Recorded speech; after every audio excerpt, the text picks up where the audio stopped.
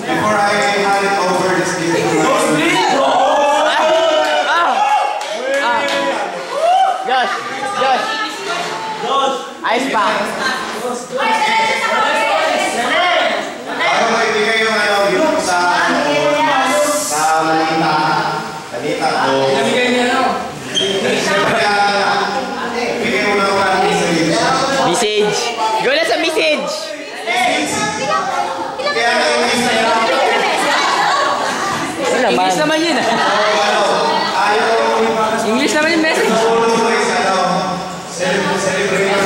Oh, may nag-bite tayo. Kiss!